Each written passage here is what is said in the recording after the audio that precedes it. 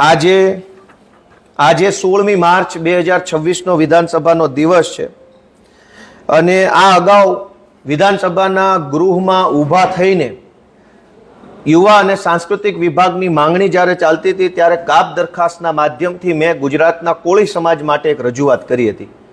કોળી સમાજ ગુજરાતનો સંખ્યાની દ્રષ્ટિએ સૌથી મોટો સમાજ છે અને કોળી સમાજનું આસ્થાનું કેન્દ્ર સંત શ્રી વેલનાથ બાપુ છે. વેલનાથ બાપુનું જન્મસ્થાન અને એમનો ઐતિહાસિક ધૂણો એ જુનાગઢ જિલ્લાના પલાસવા ગામે આવેલ છે.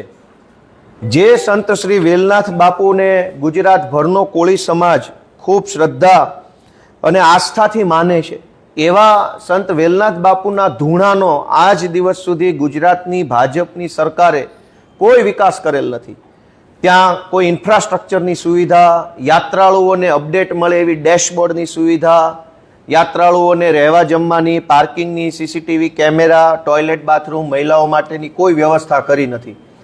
આટલો વિશાળ કોળી સમાજ જે વેલનાથ બાપુને માનતો હોય એ વેલનાથ બાપુના જન્મસ્થળનો વિકાસ કરવો એ સરકારની પ્રાથમિકતા હોવી જોઈએ, પણ દુર્ભાગ્યવશ રીતે આ પ્લાસવા ગામે આવેલા વેલનાથ બાપુના ધૂણાનો વિકાસ થયો નથી. એટલે હું તારાંકિત પ્રશ્ન પૂછીને સરકારના ધ્યાન ઉપર લાવવા માંગતો હતો કે આ ધૂણાનો વિકાસ ક્યારે કરશો અને અત્યાર સુધી નથી કર્યો તો હવે પછી શું આયોજન છે. પરંતુ મારો આ પ્રશ્ન નામંજૂર થયો હોવાથી આ પ્રશ્ન બાબતે કોઈ ચર્ચા વિચારણા કંઈ થયેલ નથી ગૃહમાં કે કોઈ મને જવાબ મળેલ નથી. પરંતુ આ પબ્લિક પ્લેટફોર્મના માધ્યમથી સરકારને વિનંતી છે કે આમ તો કરોડો રૂપિયા ખૂબ વેડફી નાખવામાં આવે છે, પરંતુ સંત શ્રી વેલનાથ બાપુના ધૂણાનો જો વિકાસ કરવામાં આવે પલાસવા ગામે તો મને એવું લાગે છે કે દેશ વિદેશના શ્રદ્ધાળુઓ અને યાત્રાળુઓ સંત શ્રી વેલનાથ બાપુના સમાજના યોગદાન વિશે જાણી શકશે. Thank you.